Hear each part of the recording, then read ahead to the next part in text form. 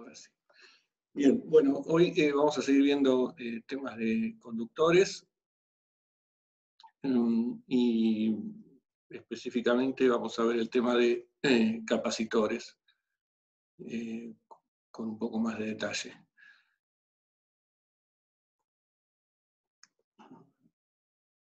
Habilito el puntero, perfecto.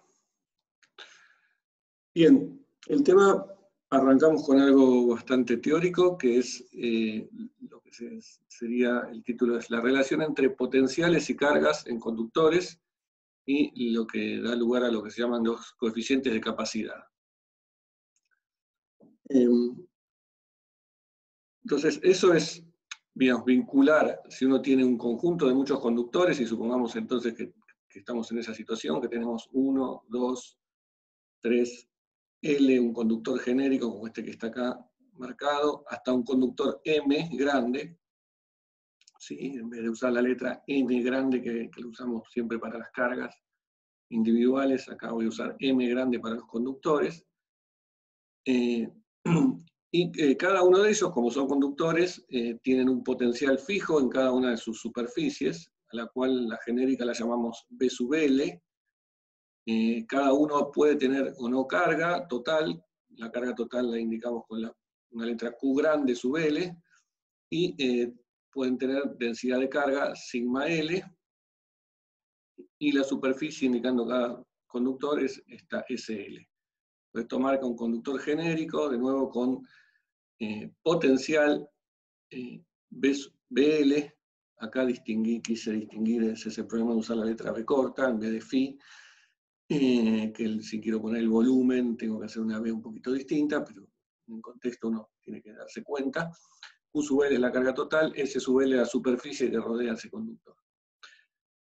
Y lo que vamos a llegar a obtener es una relación que vincule las cargas de cada uno de los conductores con los potenciales de cada uno de los conductores. O sea, un vínculo que va a ser una relación lineal entre el conjunto de potenciales y el conjunto de cargas totales en cada uno de los conductores.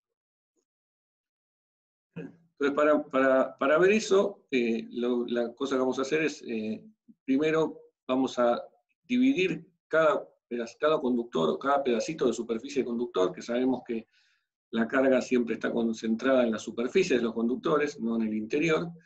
En cada pedacito de esa superficie de cada conductor vamos a tomar una pequeña cantidad de carga que está metida en esa pequeña diferencial de superficie, que usamos la letra delta S sub I. Y subdividimos cada superficie de cada conductor en esas pequeñas superficies.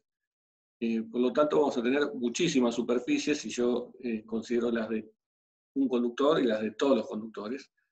Y cada una de sus superficies las indicamos entonces con este delta S sub I, y el I ahora va desde 1 hasta N grande, que sería como si fuesen el número de cargas, o sea, el número de pequeñas superficies en donde pensamos que tengo una cierta cantidad de carga Q sub I, que va a ser siempre mucho más grande que el número de conductores, ¿no? Porque son muchas más las superficies pequeñitas que las de cada conductor.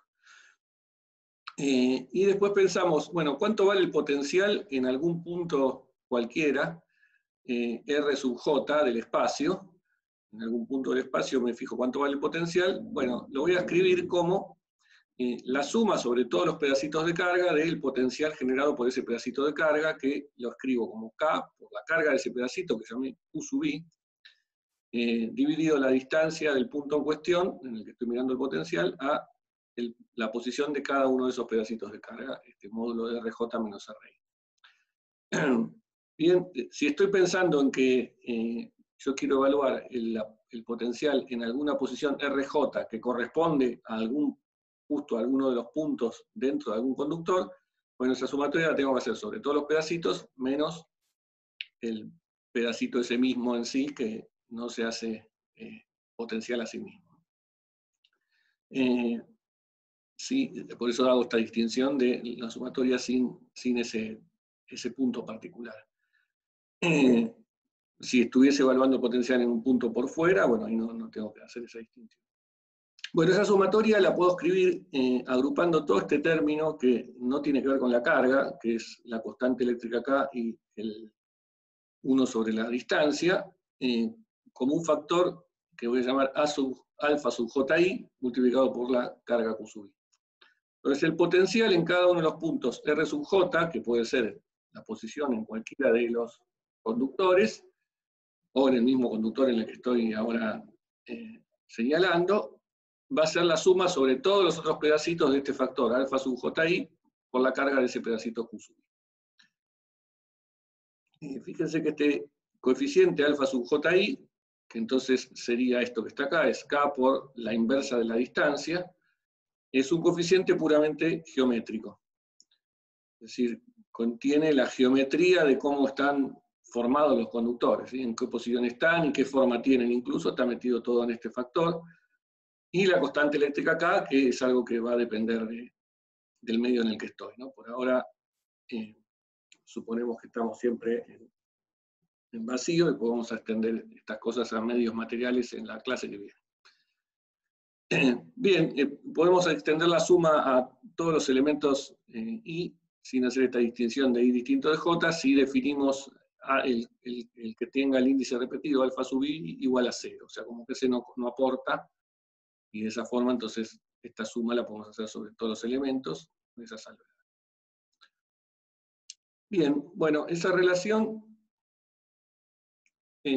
lo que nos marca es que es una relación lineal entre el potencial en cualquier punto R sub J de cualquiera de los conductores y la carga en cualquier punto de cualquiera de los conductores. ¿No? Hay una relación lineal entre ambos, pero es una relación que involucra a muchísimos puntos porque este n grande abarca los pedacitos de cada una de las superficies de los conductores, ¿no? El objetivo es encontrar algo que vincule el potencial en cada conductor con la carga total en cada conductor. O sea que hay que seguir trabajando un poco más acá.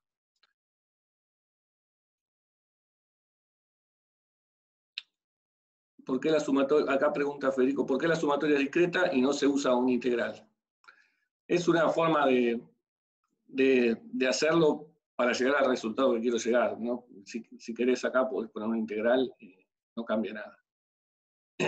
Pero pensado de esta forma, me es más fácil identificar como si se tratara de una relación que vincula linealmente a ambas cosas. Sí, si es una integral también, la vinculación es lineal, pero nada, me es más obvio y fácil hacerlo con esta cosa discreta. ¿Sí? Si querés, el paso al discreto sería tomar el n grande tendiendo a infinito. Bien. Bueno, este sistema entonces escrito así, de esta forma, como yo la prefería hacerla, lo voy a invertir de forma tal de que en vez de escribir el potencial en función de la sumatoria de estos factores, estos coeficientes por cada una de las carguitas, despejo de acá las carguitas en función de los potenciales. O sea, invierto este sistema y entonces voy a escribir que la carga en cada pedacito de cada conductor, la voy a escribir como la suma de estos factores, de este coeficiente beta sub kj, por el potencial en RJ. O sea, invertí esto, donde esta beta es lo que sería la matriz inversa de esta alfa sub ji. Y está, estos coeficientes beta sub j resultan de resolver este sistema de ecuaciones, ¿no? Es un sistema gigantesco de n grande por n grande ecuaciones que vincula todos los coeficientes beta sub jk, beta sub kj o jk con los coeficientes alfa sub ji o ki según las letras que esté usando acá. Poner esto acá quiere decir que la matriz está formada por los coeficientes de los beta, es la matriz inversa de alfa, porque esta delta que está acá de este lado, lo que se llama la delta de Kronecker, no sé si la conocen de matemática, que es una expresión para decir algo, que es una matriz, en donde los elementos de la matriz valen 1 solamente en la diagonal de la matriz, o sea, cuando el índice I coincide con el J, o sea, en la diagonal a lo largo de la matriz, y 0 en el resto de los elementos de esta matriz. ¿Sí? O sea, esto sería lo que se llama también en matemática la matriz identidad.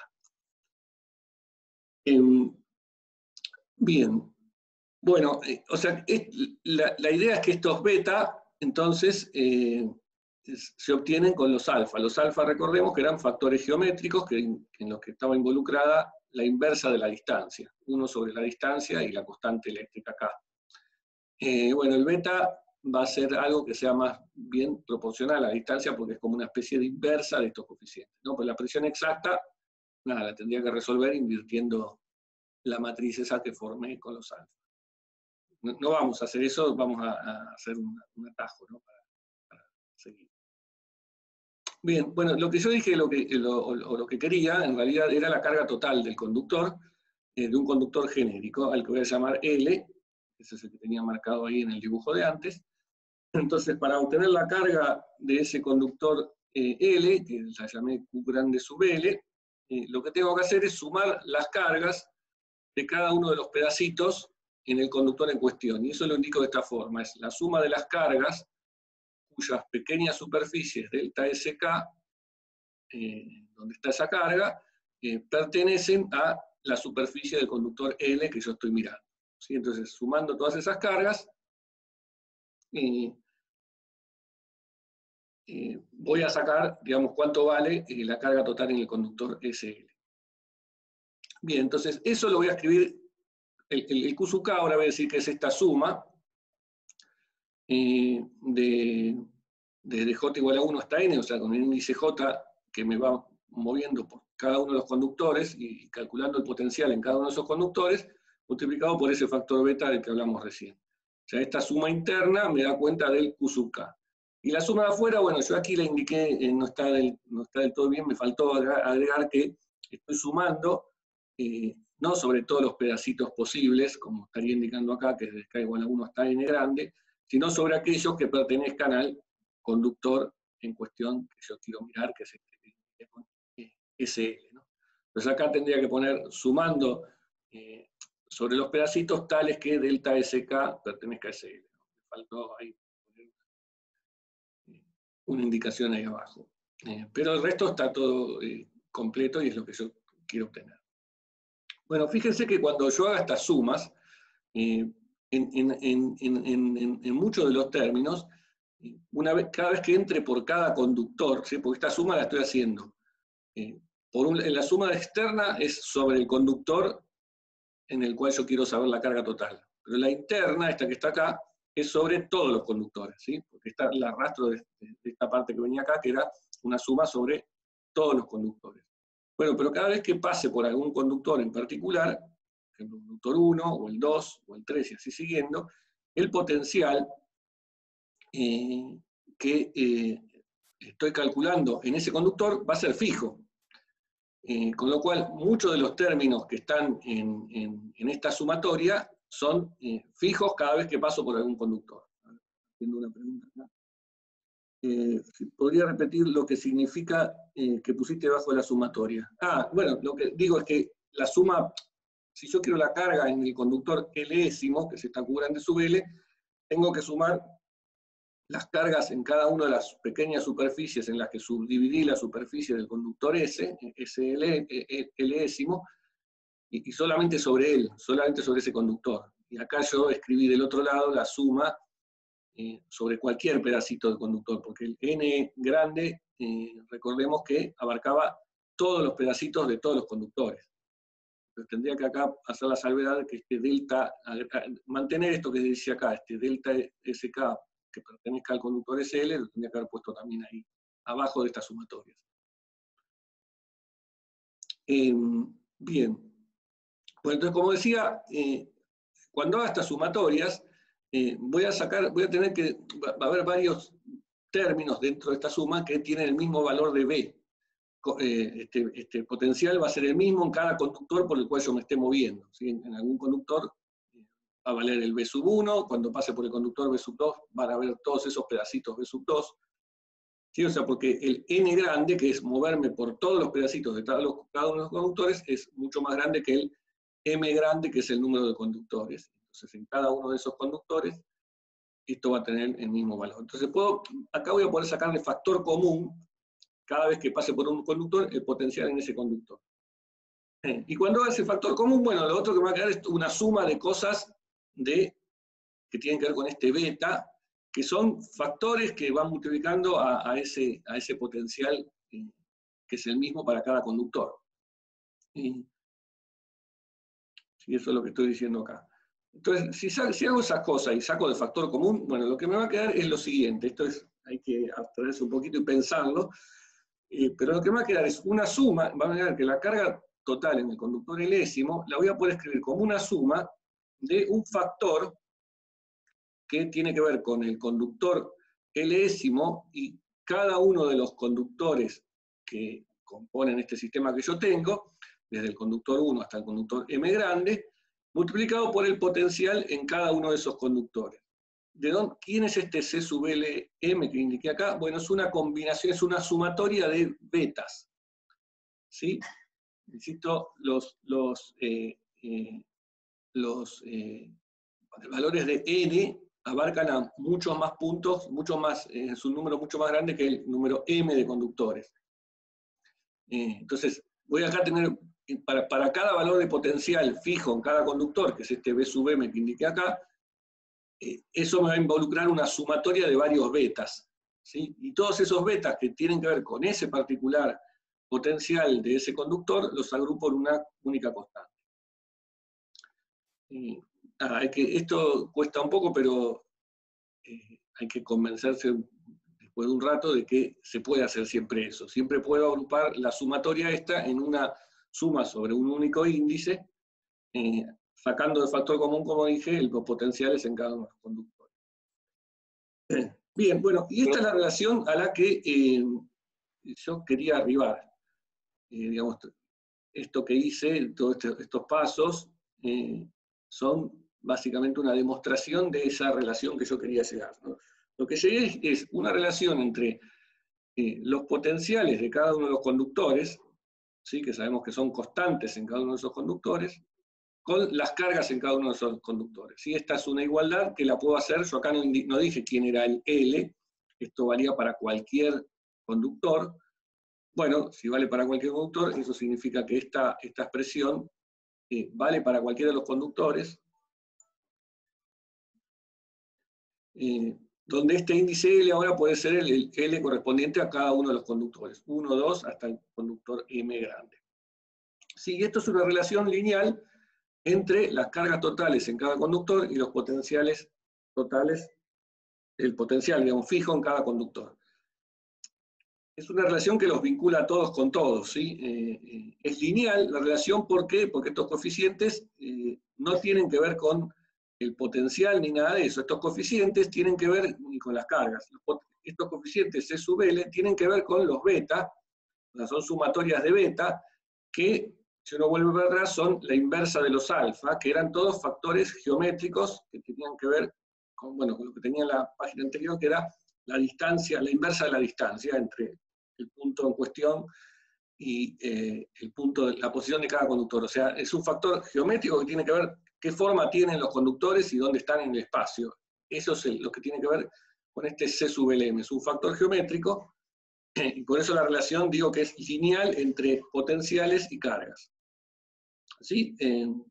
Es un sistema de m ecuaciones, m grande por m grande ecuaciones, ¿no? Porque tengo una ecuación para cada valor de L, y L va desde 1 hasta M, y en cada valor de L, o sea, por ejemplo, el Q sub 1, me lo vincula con el B sub 1, B sub 2, B sub 3, hasta B sub M, a través de esta sumatoria. O sea, estas son M grande ecuaciones que me vinculan entonces en un sistema de M por M las cargas con los potenciales. Esto de hecho se podría poner como un sistema matricial, si uno pone en un vector, en una tira de valores de potencial, arma un vector potencial, digamos, tenga el potencial 1, 2, hasta m, o sea, un vector de m dimensiones, sería ese, el de los potenciales, y lo mismo hace con las cargas, construye un vector de m dimensiones con el valor de Q1, Q2 hasta Qm. Bueno, esta ecuación me relaciona el vector de cargas con el vector de potenciales a través de una matriz que es una matriz tal que sus elementos son estos C sub LM. Es una matriz de M grande por M grande, y los elementos son estos C sub LM con L desde 1 hasta M grande y M también desde 1 hasta M grande. Bien, entonces remarco que, y acá está escrito esto lo que dije hablando hace un ratito, es que estos coeficientes, que son los coeficientes de este sistema lineal, son puramente geométricos. ¿Y por qué? Porque salían de los beta, que a su vez salían de los alfa, que eran geométricos, ¿no? Y entonces estos coeficientes son independientes de los valores que puedan tener las cargas y los potenciales en cada conductor. O sea, dependen solamente de cómo son los conductores, digamos, qué forma tienen, si son esferas, si son cilindros, si son otra cosa más complicada, y dónde están colocados en el espacio, y cómo están, a qué distancia están entre sí, etcétera, etcétera. O sea, tiene que ver con todos los conductores, eso sí es claro, que tiene que ver con toda la configuración geométrica en conjunto de los conductores. O sea, no es lo mismo lo que uno obtendría si tiene 2 conductores, si le agrega un tercero, o si esos 2 conductores que tenía los separa más, o los deforma, o lo que sea. Pero lo que sí, una vez que yo fijé la geometría, no importa qué potenciales y qué cargas yo les dé a cada uno de los a cada uno de los conductores, los coeficientes van a quedar fijados para ese sistema. Bien, estos coeficientes tienen un nombre, se llaman los coeficientes de inducción. Si el índice L y el M son diferentes, o sea, el C sub LM, cuando L y M correspondan a 2 conductores diferentes, se llaman de inducción, ¿sí? El nombre viene de que un conductor le afecta al otro a través de ese coeficiente. O sea, de alguna forma la influencia entre uno y otro está mediada por ese coeficiente. Y cuando se trata del conductor consigo mismo, se lo llama coeficiente de capacidad y se lo indica con, bueno, sería el índice L coincida con el M, es el C sub MM, o se usa directamente un único índice C sub M, porque es el mismo índice L y LM, entonces le saco uno de las índices. Y eso se llaman coeficientes de capacidad. Entonces, por lo tanto, va a haber, si tengo un sistema de M grandes conductores, va a haber 1 por cada uno de los conductores de ese sistema, que serían el C sub 1,1, C sub 2,2, C sub 3,3, así. Entonces serían, si yo me armo una matriz con los coeficientes estos C sub LM, serían los elementos de la diagonal de esa matriz. Bien, bueno, esa matriz tiene algunas propiedades que no las voy a demostrar porque son un poco tediosas. Hay una que sale de la forma en que hicimos la cuenta, cambiando el orden de cómo uno hace las cosas, y suma primero por otros conductores o algo por el estilo, que muestra que los coeficientes estos son simétricos, o sea, tiene una propiedad de simetría que el C sub LM es lo mismo que el C sub ME. Después hay otra que no es tan sencilla de probar, sale de mirar energía en sistema de conductores, que lo vamos a ver al final de la clase, la energía, pero no así la propiedad esta de que los C sub MM son positivos.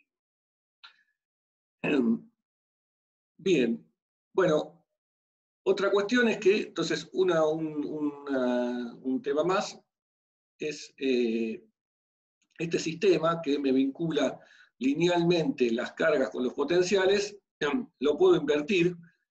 El que lo puede invertir sale de esta propiedad de la simetría de estos coeficientes, se puede mostrar entonces que esta matriz se puede invertir, y obtener el potencial en cada uno de los conductores en función de las cargas. O sea, en vez de las cargas en función de los potenciales, el potencial en cada uno de ellos en función de las cargas. También es una suma de m grandes términos, y esta igualdad, no lo indiqué acá, pero este subíndice K recorre también desde el valor 1 hasta el m, o sea, son otra vez m ecuaciones de estas, o sea que este es un sistema también de m por m, y esta A son los coeficientes de esta relación lineal entre potenciales y cargas ahora, que son la inversa de estos coeficientes de inducción. ¿sí? O sea, cumplen de nuevo esa propiedad de que el producto de las matrices, de la matriz que puedo formar con los A grande y con los C, el producto de matrices que se escribe de esta forma, es la delta de Kronecker, esta que vale 1 solamente en la diagonal, ¿no? O sea, me da la matriz identidad. O sea, si hago una matriz con los elementos de A y una matriz con los elementos de C, la matriz de A por la matriz de C me da la matriz identidad. Bien. Bueno, entonces, teóricamente lo que llegamos es a esta relación lineal que siempre se puede establecer entre cargas y potenciales en un sistema de conductores.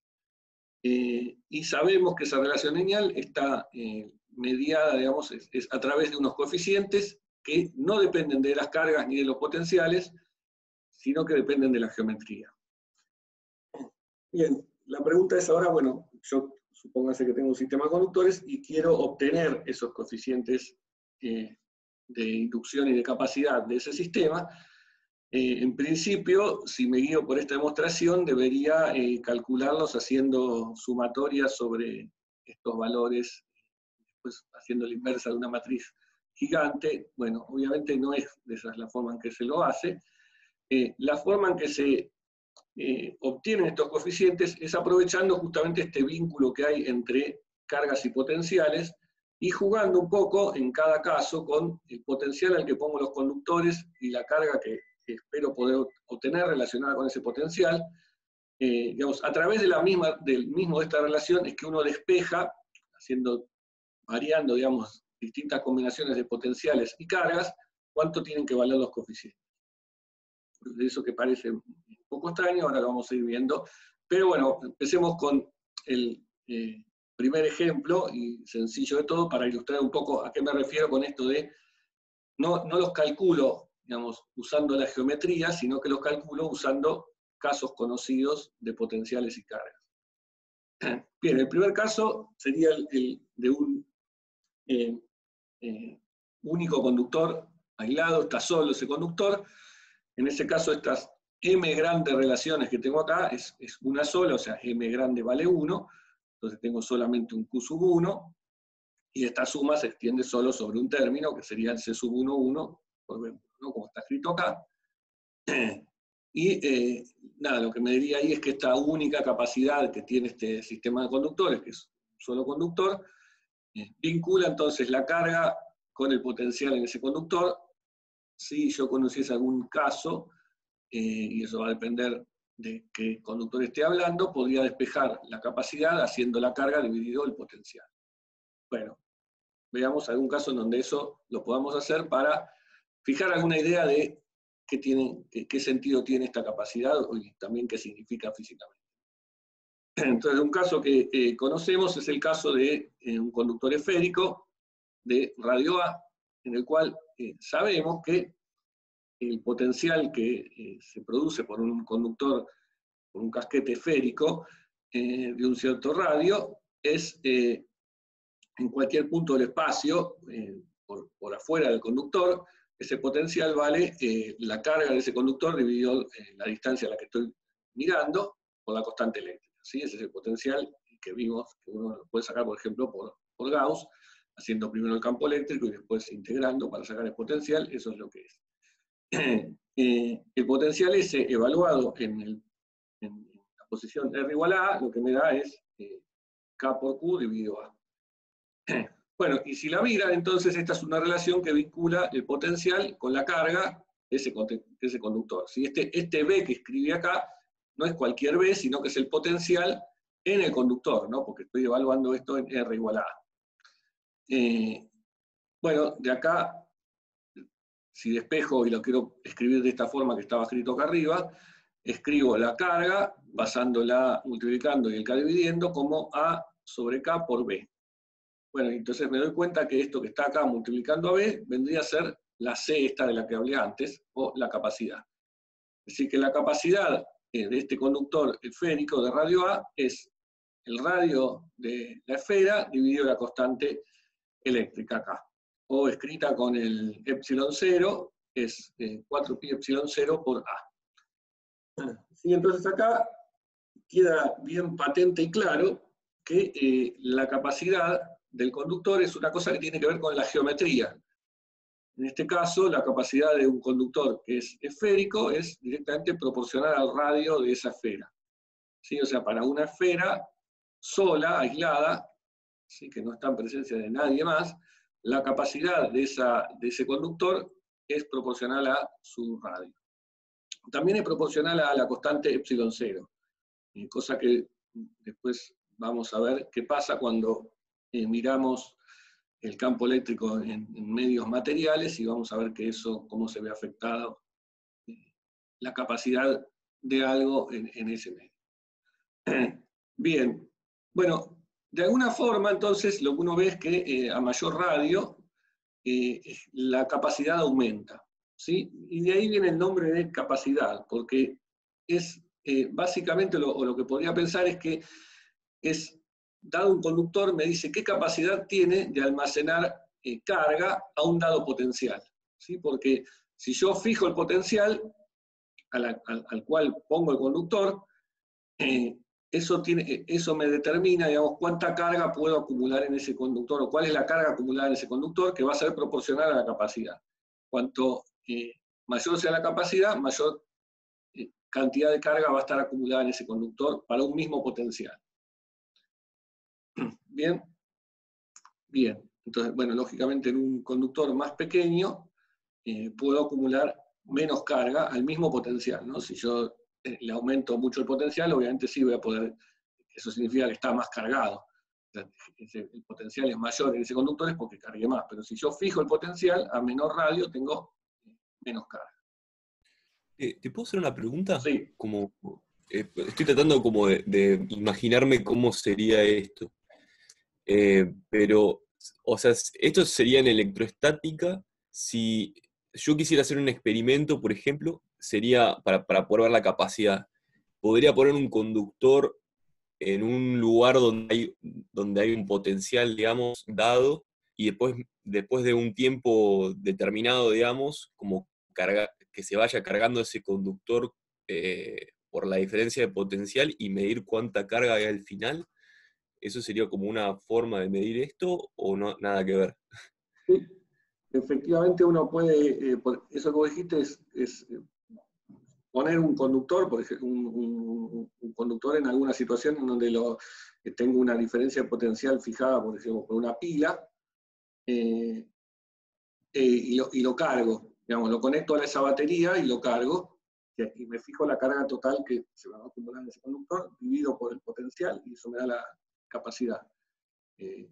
Esa es una forma de hacerlo. La otra es no someterlo yo a ninguna diferencia potencial, sino cargarlo de alguna forma, el potencial del conductor, lo cargo, con algo, no sé, frotándolo o como sea, y si está aislado, y después procuro medir el potencial que queda, porque digamos, si yo lo cargo, eso va a generar un campo eléctrico, y mido el campo eléctrico y de alguna forma establezco el potencial, o mido, lo que se hace en la práctica es medir con un voltímetro la diferencia de potencial entre ese conductor y la Tierra.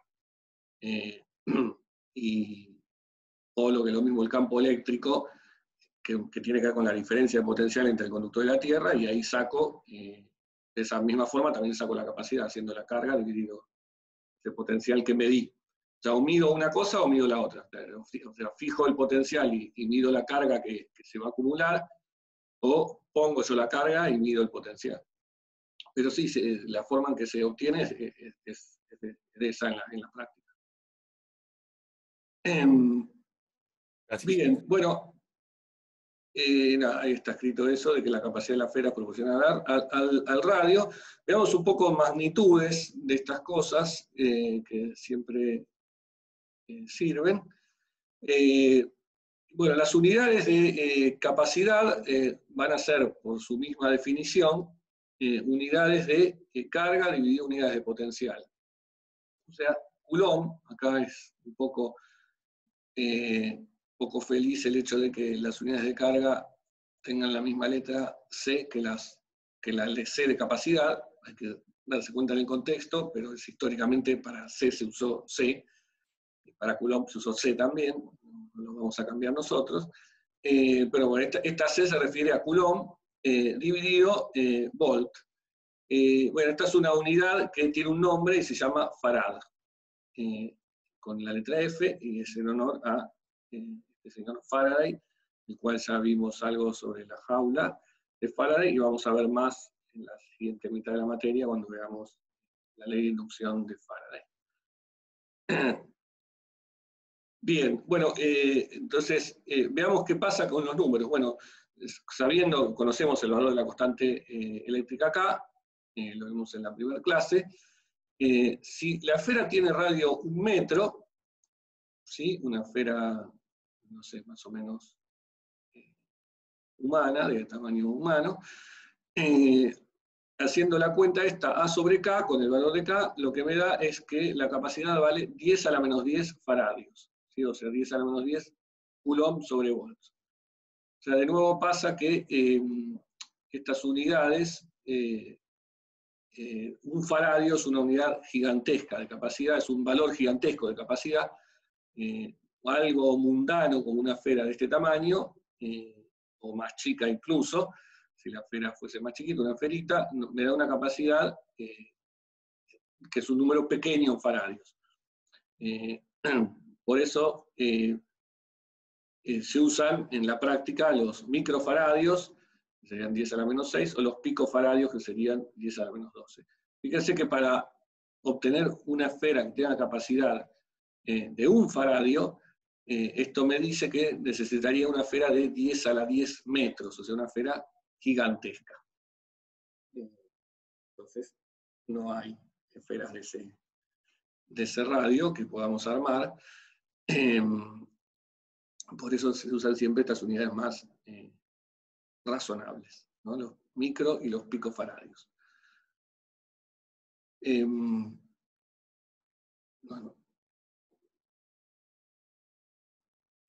Bueno, entonces esto sería para un conductor, como dije, la capacidad entonces nos da una idea de cuánta carga puedo acumular en ese único conductor a potencial fijo.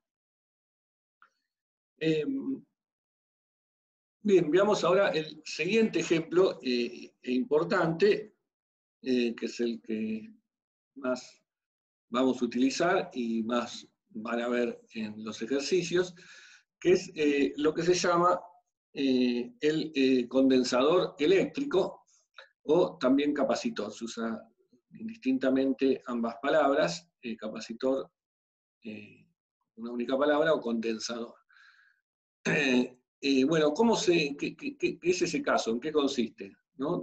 Recordemos que lo que teníamos, o la teoría que teníamos al principio, era una relación entre potenciales y cargas, para sistemas de un número arbitrario de conductores.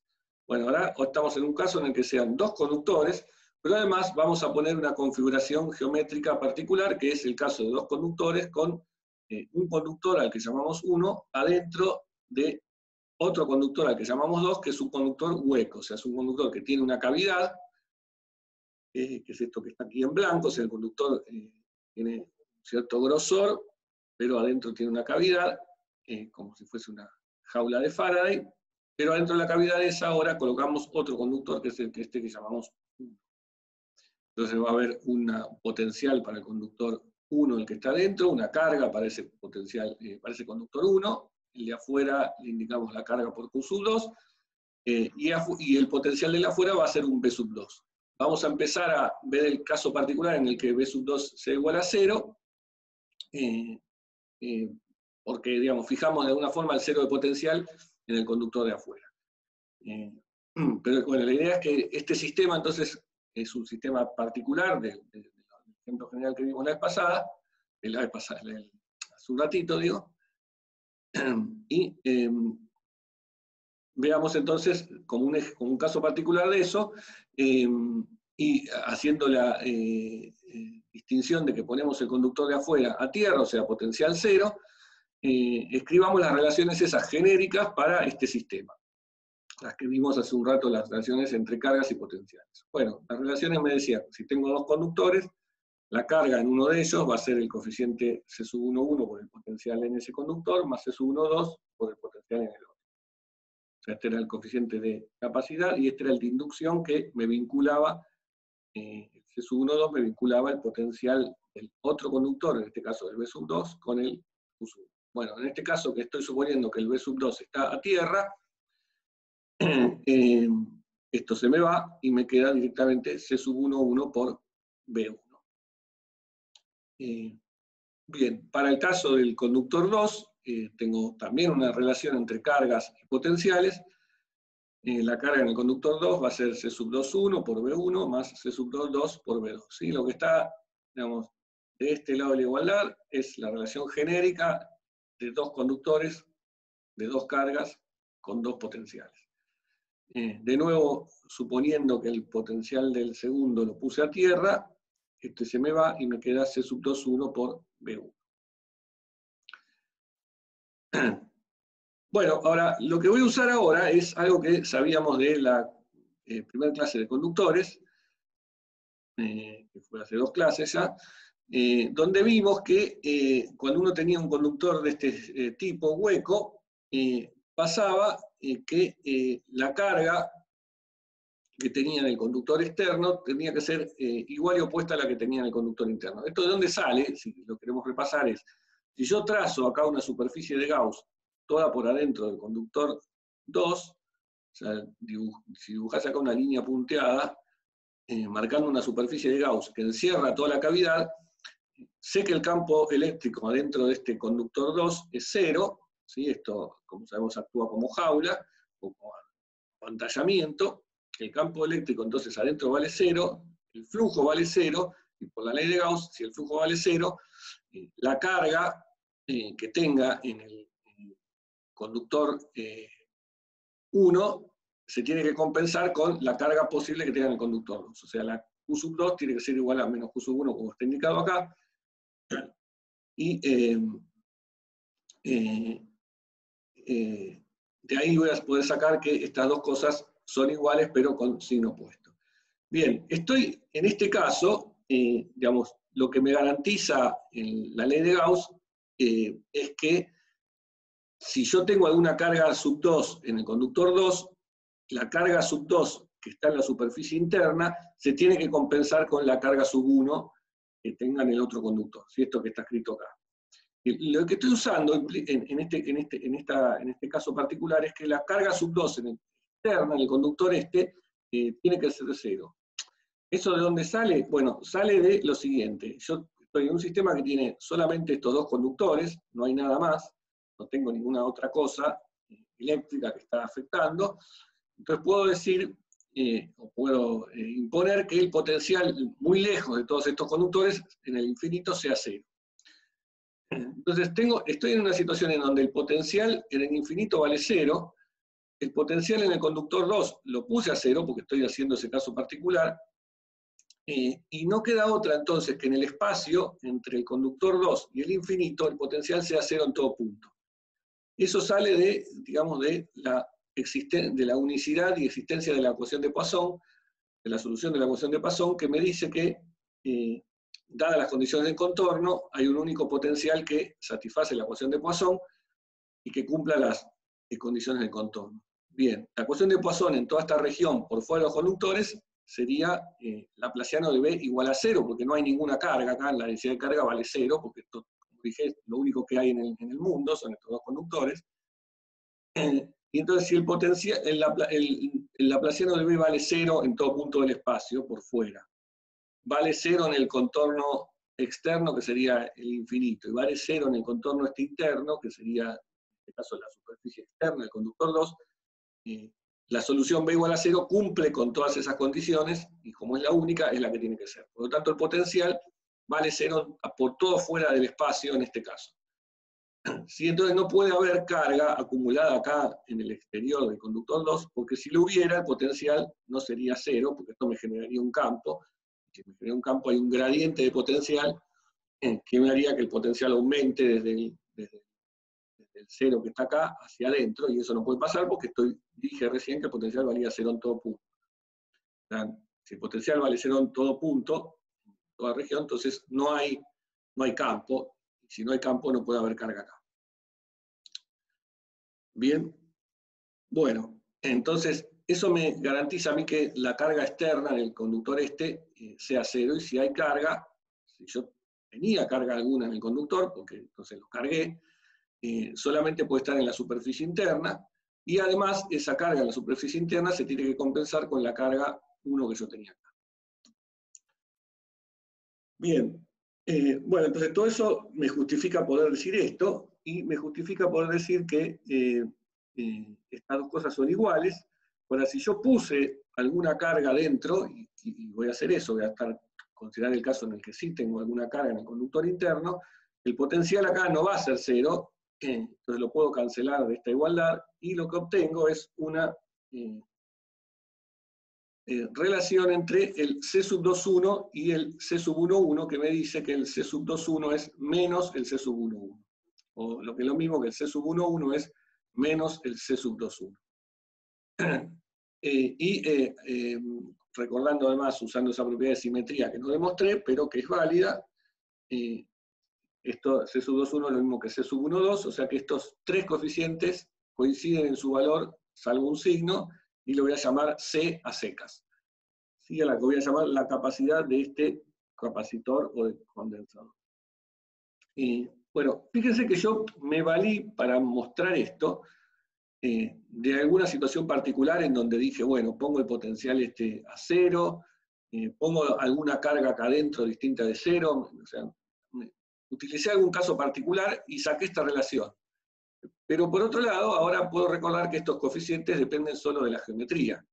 O sea, más que yo me haya valido de un caso particular, esto va a valer siempre dada la geometría, porque la teoría me dice que este vínculo entre cargas y potenciales a través de estos coeficientes, estas coeficientes solo tienen que ver con la geometría. Entonces, si la geometría es esta y no la cambié, el hecho de que yo haya puesto el potencial a cero, no, que yo qué, no me afecta esta igualdad. Esto tiene que valer siempre. Esto es importante y a veces es difícil de asimilar, pero lo que quiero decir es que en cualquier sistema de esta forma se cumple que los coeficientes guardan esta relación. Bien, bueno, a eso entonces, a esta C, digamos, la voy a llamar la capacidad del condensador. No, digamos, saldría, si uno se pone a trabajar con los coeficientes esos y la geometría, se podría llegar a demostrar que pasa esto, pero no es lo que nos conviene hacer. ¿No? Esta es digamos, la fuerza que tiene, o la potencia que tiene este vínculo, es que me permite a mí jugar un poco y encontrar algún caso en donde me resulte fácil hacer demostraciones, igual que se puede hacer esa demostración que dije de que los coeficientes son siempre simétricos, jugando de esa forma, o sea, poniendo algunos potenciales a cero y otros no, se saca esa relación. Sí. Bueno,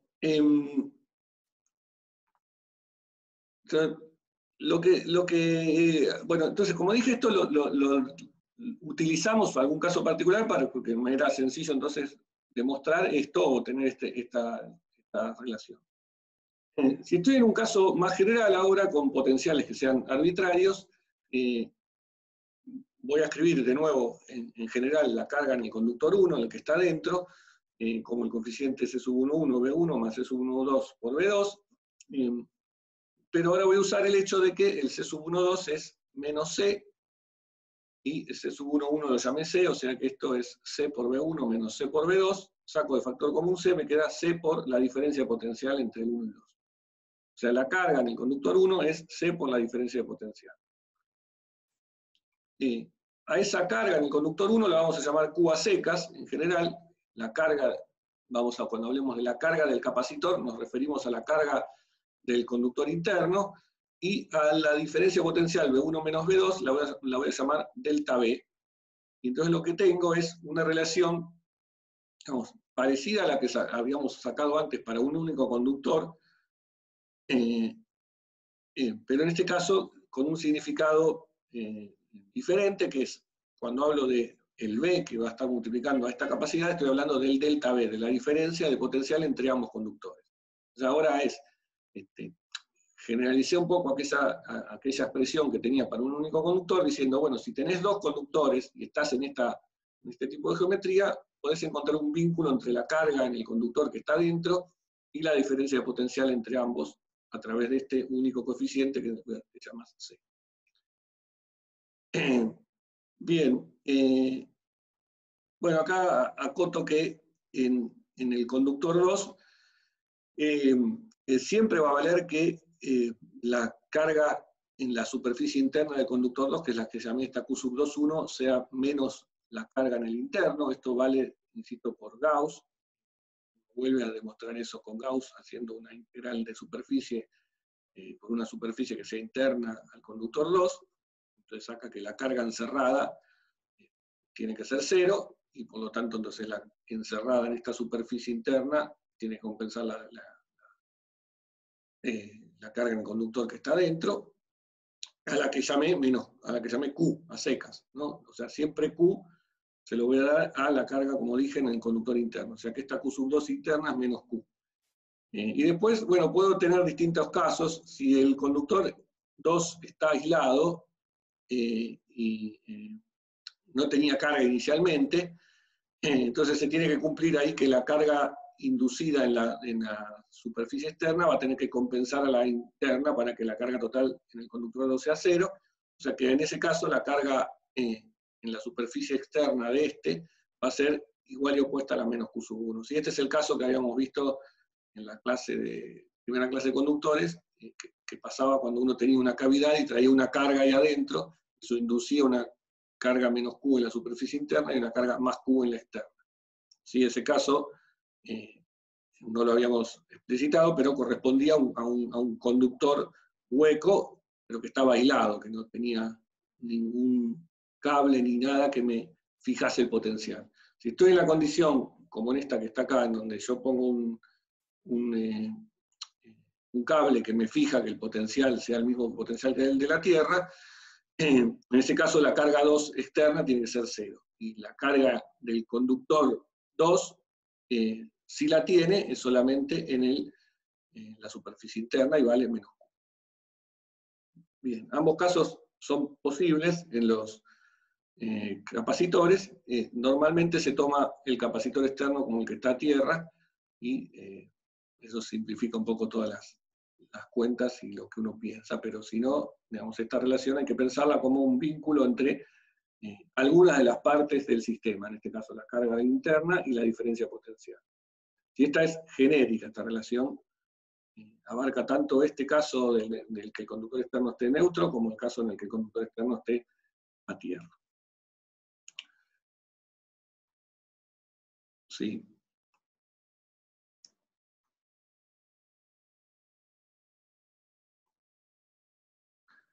En el caso aislado, pregunta acá Melina, en el caso aislado no tendría que ser Q positiva.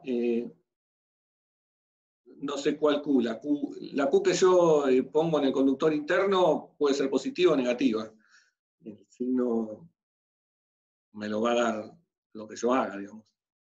Y si la Q interna es positiva, la Q del conductor que está dentro positiva, eso quiere decir que la Q que se induce en la superficie interna va a ser negativa. Pero los signos dependen de lo que yo haga, ¿no? Entonces, generalmente, por convención, uno supone que el conductor interno, es que tiene carga positiva. Es decir, que a ese conductor se le sacaron electrones, ¿no? Los electrones que estaban en ese conductor se los llevaron. ¿Por qué en la exterior no queda Q? Sí, pregunta acá Julia, ¿por qué en la exterior no queda Q? Sí, siempre queda, o sea, o bien queda, depende también cómo sea la situación en la que estoy, ¿no? Si el conductor externo estaba aislado y no lo cargué, la carga en ese conductor va a tener que ser 0. Pero lo que sí puedo decir es que ese caso corresponde al caso en el que la superficie interna del conductor externo tiene menos Q, y la superficie externa es Q, que es este que está acá, ¿no? Está aislado y neutro.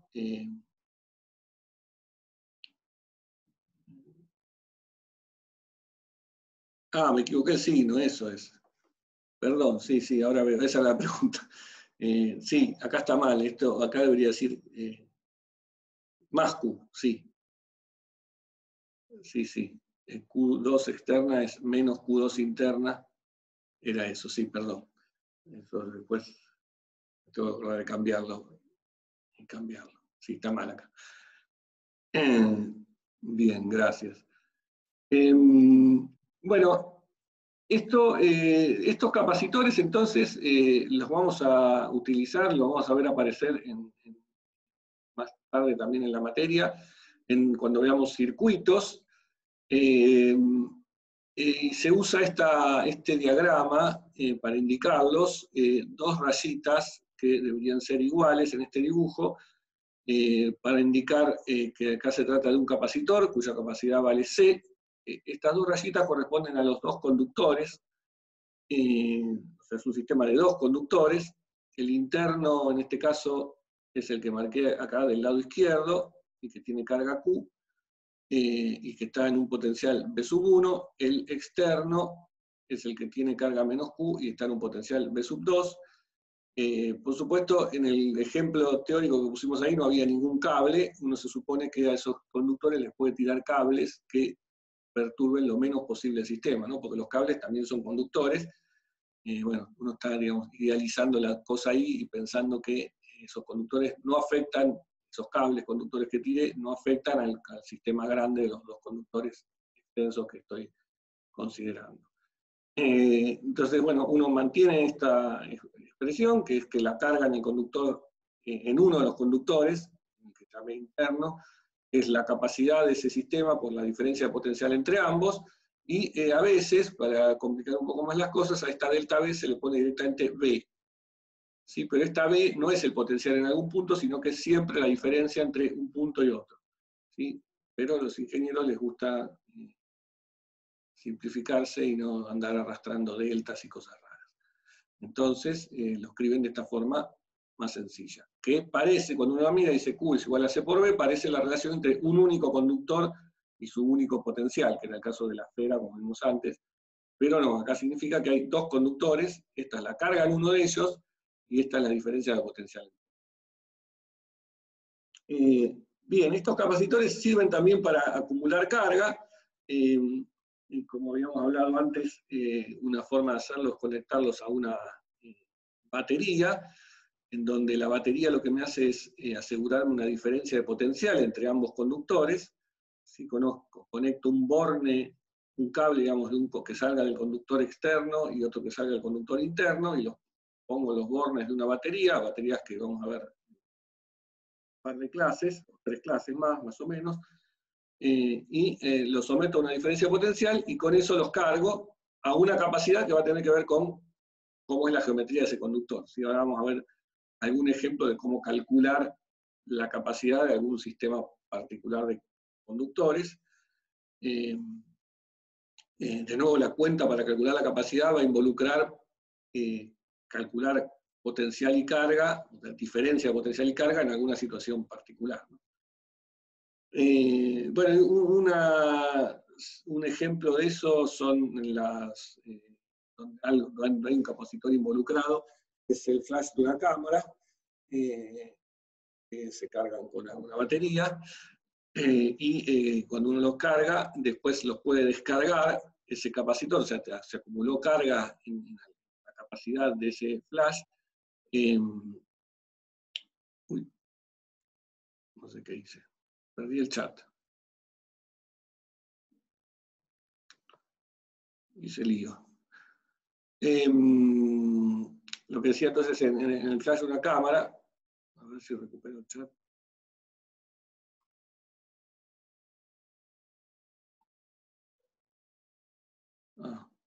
Ahí está, no, porque lo había agrandado.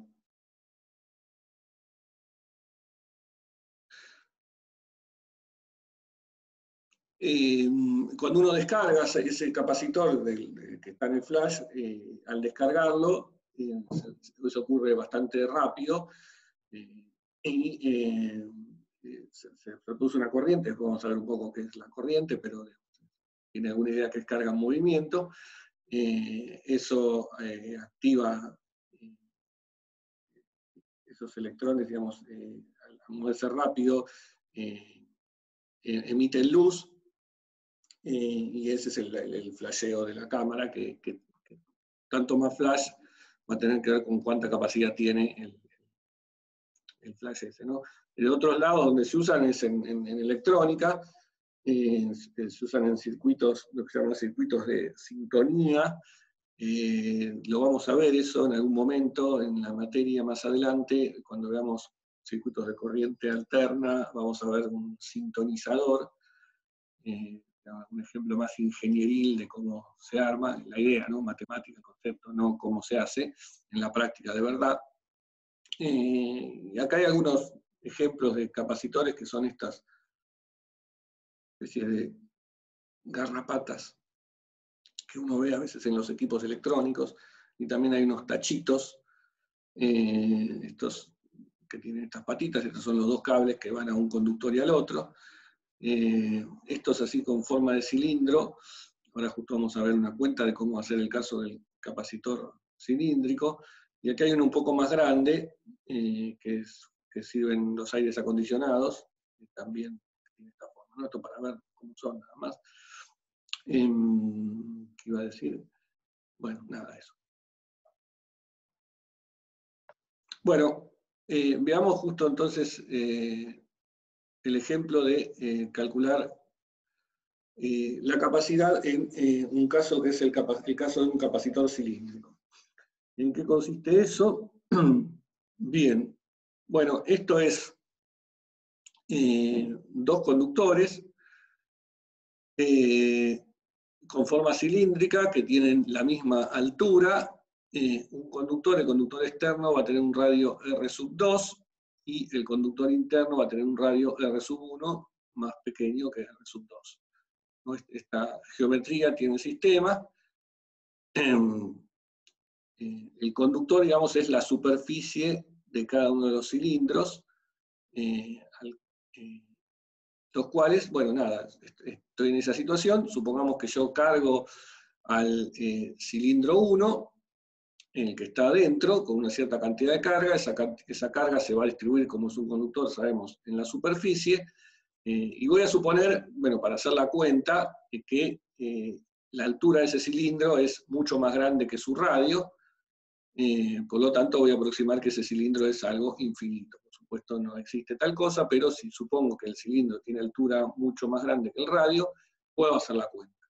Entonces me voy a valer acá de el cálculo del campo eléctrico que tiene un cilindro en el exterior del cilindro, cosa que no hicimos en una clase en la teórica. Hicimos sí el de la esfera, pero no el de un cilindro, pero se hace de forma similar, y una forma de hacerlo rápido es por Gauss. Yo acá lo digo rápidamente. Por simetría se puede demostrar que el campo tiene que ser radial, apuntando hacia afuera o hacia adentro, depende del signo de la carga, pero en la dirección radial, y utilizando una superficie de Gauss en un punto R. Lo que quiero calcular, a dónde estoy yendo, ¿no? Quiero calcular el campo eléctrico en algún punto entre en medio de los dos cilindros, o sea, con un radio R chiquita que esté entre R1 grande y R2 grande. ¿Y para qué quiero calcular el campo eléctrico ahí? Porque después lo que voy a hacer es integrar ese campo eléctrico para sacar la diferencia de potencial entre el cilindro 1 y el cilindro 2. Me alcanza con calcular el campo eléctrico en esa región, para integrándolo sacar la diferencia potencial, porque sé que la integral del campo eléctrico, en este caso entre R1 y R2 grande, me va a dar la diferencia de potencial, ¿sí? Por casi definición de lo que es el potencial. Y la diferencia de potencial es lo que me va a alcanzar a mí, lo que voy a necesitar para calcular la capacidad, que es lo que quiero hacer, ¿no? O sea, lo que quiero es calcular la capacidad de este sistema, de este condensador formado por estos dos cilindros.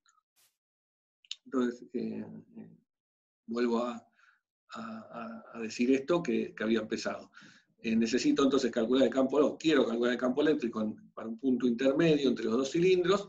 Uso Gauss allí en ese punto intermedio diciendo que el flujo del campo eléctrico, que sería el área de alguna superficie de Gauss que tenga que ver con un radio R que está entre ambos radios de los dos cilindros, el flujo va a ser la altura de la superficie esa que yo tome, que voy a tomar toda la altura de todo el cilindro, H, por la circunferencia de ese cilindro de Gauss que yo escogí, que es 2πr.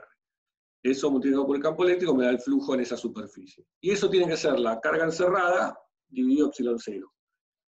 La carga encerrada, en este caso, si yo tomo una superficie de Gauss acá, interna entre los dos cilindros, la carga encerrada va a ser la carga encerrada en el cilindro interno.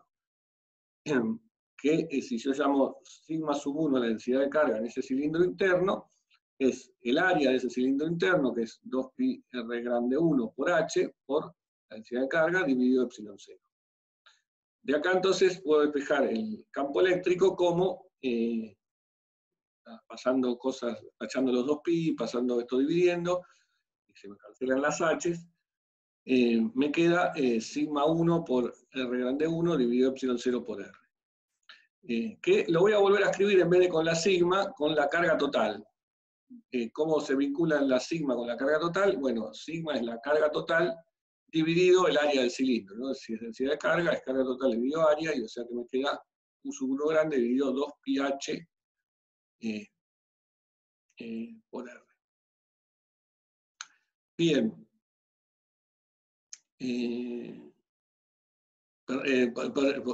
Por R grande, perdón, me quedé tildado acá, porque si no me saltaba un R cuadrado y estaba mal. Es R grande es el área de todo el cilindro, 2πh por el R1 grande, y el R1 grande se me cancela con el R1. O sea que me queda 1 sobre R. O sea, todo esto que dije es, no sé si habría algún ejercicio en la práctica que llegaron a ver, el campo eléctrico entre medio o en el exterior de un cilindro va como 1 sobre el radio al que estoy mirando.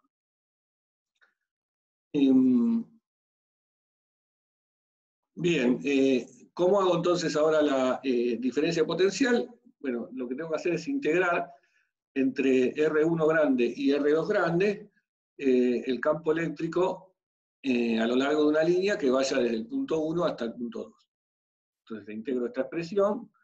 La Q1 esta es constante, no depende del radio, ninguna de estas cosas depende del radio, la saco afuera, tengo que integrar 1 sobre R, eso me da el logaritmo, y es una integral definida entre R2 grande y R1, me queda el logaritmo de R2 menos el logaritmo de R1, ¿sí? Que con las propiedades de los logaritmos, eso se puede escribir como el logaritmo del cociente. Entonces básicamente la diferencia potencial la obtuve integrando el campo eléctrico y me queda esto. Y de acá entonces me doy cuenta que esto me vincula la diferencia potencial con la carga. La diferencia potencial entre los dos conductores y la carga en el conductor interno. Y eso es lo que yo definí como C, la capacidad del capacitor, haciendo la carga de ese interno debido a la diferencia potencial, voy a obtener C. Entonces es esta cosa invertida, es 2πh por ε0 dividido el logaritmo de R2 sobre R1. Entonces, de nuevo, con este ejemplo, vemos que uno, para calcular capacidades, lo que hace es obtener diferencia de potencial, en este caso, y carga, en algún caso, y despejarlos de ahí. ¿no? Pero uno vuelve a ver en el resultado final que esto, entonces, que la capacidad de este sistema, como debería ser, solo depende de la geometría. ¿sí? Fíjense que depende de la altura, es proporcional a la altura, y es inversamente proporcional al logaritmo del cociente de los radios.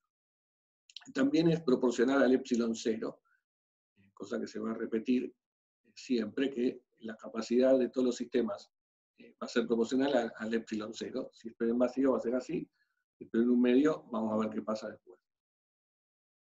Bueno, entonces C crece cuanto más alto sea el sistema este de cilindros, cuanto más grandes sean los cilindros, pero también crece si yo hago tender el radio del cilindro 1, interno al cilindro 2. O sea, si los pego, los hago muy cercanos entre sí, o hago que la diferencia de radios entre ambos sea muy chica.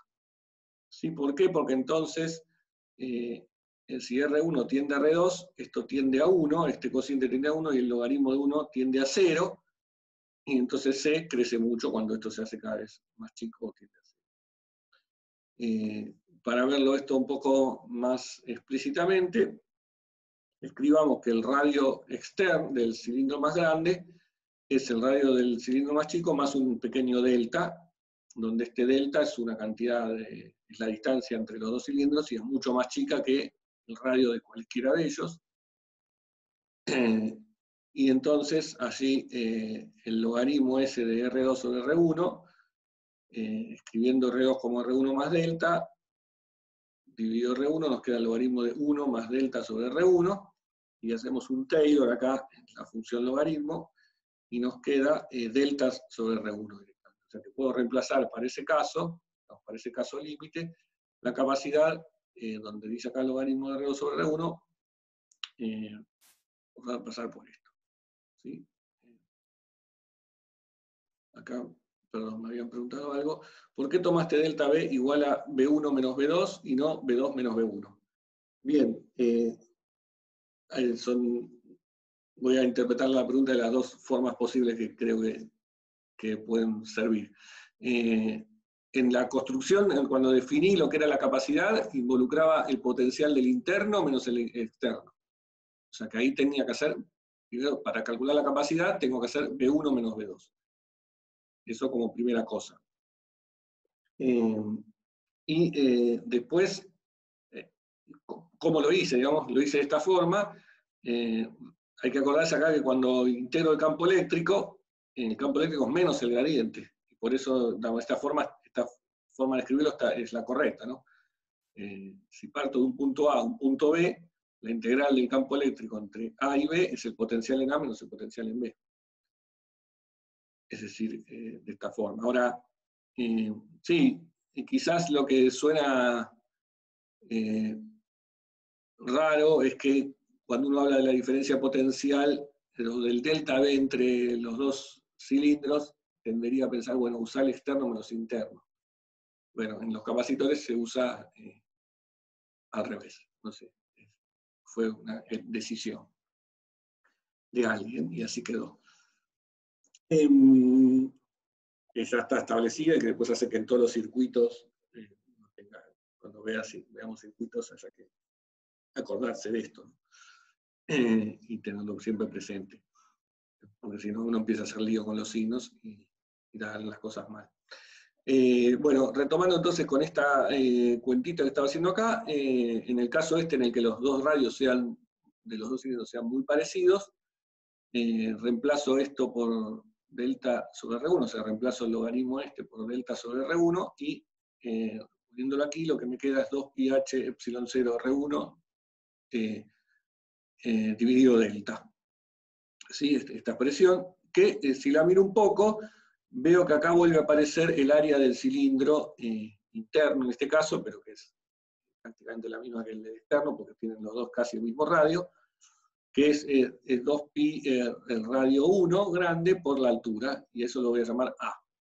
Es decir que la capacidad ahora de este sistema la puedo escribir como el epsilon 0 por el A, el área del cilindro involucrado, dividido delta la distancia entre ellos. Sí, eso está escrito así, y es lo que tengo. Es decir, que la capacidad de esta se incrementa no solamente aumentando el área de los cilindros, lo cual era intuitivo y lo habíamos visto también en el caso de la esfera, sino que también crece cuando la distancia entre los dos conductores se achica. O sea, puedo aumentar fuertemente la capacidad achicando la distancia entre ellos. Bueno, una cosa que podría hacer aquí es suponer que, digamos, hacer otro límite más, ¿no? Este sería un límite en el que los dos cilindros están muy pegados. Supongamos ahora que hagamos que los cilindros estos sean infinitos, y hago tender tanto su radio como su altura a infinito, y entonces podría pensar que este par de cilindros, cuando son tan grandes, se parecen a un plano, ¿sí? Porque si el radio es tan grande ya no distingo la curvatura, es como si se tratara de un plano infinito. Entonces, lo que resulta de eso es que efectivamente es así que la capacidad que tiene el sistema en ese caso, en ese límite, que es esta que está escrita acá, ¿no? Porque digamos, no estoy haciendo nada más que eso, debería coincidir con la capacidad de un par de planos. Entonces, hagamos ese ejemplo de la capacidad de dos planos, y veamos bien qué significa ser un capacitor plano, o a qué me estoy refiriendo con eso. Como estoy un poco aquí tomándome alguna licencia en cuanto a que yo empecé hablando de un capacitor con un conductor que estaba dentro de otro, y ahora cuando tengo dos planos enfrentados, que es el caso que ya vimos varias veces, bueno, no es que uno esté dentro de otro, pero claro, es como, si lo pienso como los dos cilindros, sí, uno está dentro de otro, ambos son infinitos. Bien, o lo pienso así, o lo pienso, bueno, no, lo cual es un poco trabajoso para la mente, o lo pienso, sino, como el caso de dos planos muy grandes, infinitos, en el cual yo quiero vincular de alguna forma la diferencia de potencial que haya entre los planos, con la carga que tiene cada uno de los planos. Y esa vinculación la llamo la capacidad. Entonces, esa es quizás una forma más práctica y útil de pensarlo, y es la forma en que después me puede servir para algo. Entonces, hagámoslo, pensémoslo de esa forma, y veamos que la capacidad obtenida de esa forma coincida con el caso límite que vimos recién de los cilindros teniendo infinito. Entonces, esa cuenta, nada, posiblemente sea algún ejercicio de los de la práctica, yo lo voy a hacer aquí rápido, porque vamos a usar cosas que ya conocemos. Entonces, imaginemos que tenemos dos placas, una cargada positivamente, otra cargada negativamente, con cargas iguales y opuestas. A esta la llamo más Q, a esta la llamo menos Q. Están separadas a una distancia delta, ¿no? Antes usábamos la letra D, ahora la cambié por esta delta, ¿no? Para hacerlo parecido al caso que escribí antes. Y A es el área de alguna de las placas, ¿no? Las dos tienen el mismo área, son dos placas enfrentadas, en este caso puestas así verticalmente. Sabemos que eso crea hay un campo eléctrico que existe entre las dos placas, y cuyo valor vale sigma sobre epsilon 0. ¿Sí? Ese es el campo eléctrico que vimos en una de las primeras clases. Si lo pienso con las cosas que vimos de conductores, también puedo utilizar el hecho de que el campo en la superficie del conductor vale esta presión que habíamos visto. De cualquiera de las dos formas, sé que el campo está vinculado con la densidad de carga en cada una de las placas de esta forma. La densidad de carga la escribo como la carga total dividido el área, y esa es la expresión entonces que me queda para el campo eléctrico en función de la carga total, en vez de la densidad de carga, como Q sobre epsilon 0 por el área. Si calculo la diferencia, si tengo un campo eléctrico y quiero la diferencia de potencial, ese campo eléctrico simplemente lo multiplico por la distancia entre las placas, y eso me va a dar la diferencia potencial entre estas, ¿no?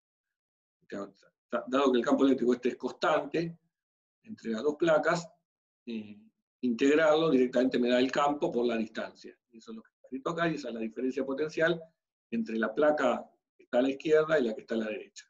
¿Sí? De nuevo, integrando el campo eléctrico hacia la derecha, me da la diferencia potencial del punto de partida menos el punto de llegada, que es esta que llamé delta B. Entonces, usando que el campo eléctrico vale Q sobre epsilon 0 por A, me queda Q sobre epsilon 0 por A por delta. Y entonces, de nuevo, definiendo la capacidad como el cociente entre la carga y la diferencia de potencial, la carga de alguno de los planos, en este caso del plano que está a la izquierda, eso me da esta expresión que está acá, epsilon 0 por A sobre delta. ¿Sí?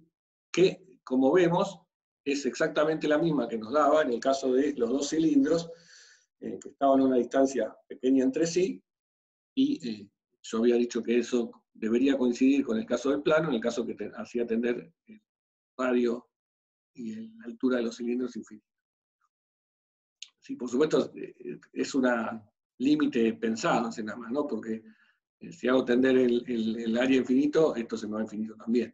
Pero estoy pensando que esta es una buena aproximación para el caso de dos planos muy grandes o a distancia entre sí muy chica comparada con el radio en el que estoy. O sea, la geometría sería dos planos muy cercanos entre sí, puedo aproximar tanto el campo eléctrico como la diferencia potencial y finalmente la capacidad por esta expresión. Bueno, veamos algún número para esto, valores. Por ejemplo, si tienen dos placas que tengan 1 centímetro cuadrado, o sea, como esas fotos que yo mostré, podría ser un caso así, o sea, un capacitor pequeño, y la distancia entre las dos placas es de 1 milímetro, la capacidad, haciendo esta cuenta, usando el valor de epsilon 0, que conocemos, nos va a dar de más o menos 1 picofarad. Bueno, hay distintas, o sea, si uno quisiera aumentar la capacidad de ese sistema, o sea, para poder acumular más carga, porque yo quiero hacerlo, una forma que se hace en la práctica es enrollando las dos placas con alguna cosa, con alguna forma cilíndrica. Bueno, estoy aproximando un montón de cosas, pero suponiendo que las placas están siempre enfrentadas, pero enrolladas entre sí varias vueltas. Varias vueltas y de esa forma involucro la superficie involucrada, aumento, perdón, la superficie involucrada, el valor de A, esa es una forma. Y como vamos a ver a partir de la próxima clase, otra forma de aumentar la capacidad es poniendo un aislante entre las placas. ¿Sí? Esta cuenta que yo hice acá, suponía que había vacío entre las dos placas, o aire, que es casi vacío. Vamos a ver después que si uno pone algún aislante en el medio de las dos placas, eso va a resultar en que la capacidad aumente. Y así uno puede llegar a capacidades un poco más grandes que ese picofarad. Bien. Bueno. No sé si hay alguna pregunta hasta aquí.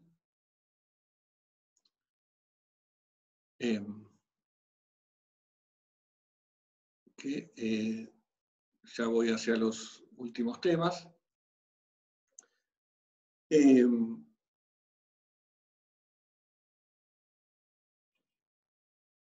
Bueno, muy bien. Bueno, veamos cosas que vamos a utilizar en los circuitos cuando los veamos, pero ya nos anticipamos, me anticipo un poco a algunas cuestiones, ya que estamos ahora en esta clase hablando de capacitores, una cuestión medio más ingenieril. En general, cuando veamos todas cosas de circuitos, son cosas que se usan mucho en ingeniería eléctrica.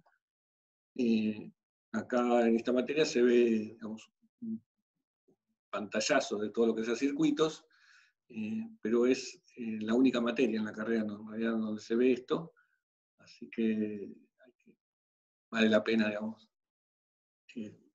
tratar de entender, aunque sea ese pantallazo. Digo esto porque en ingeniería hay materias enteras dedicadas a circuitos.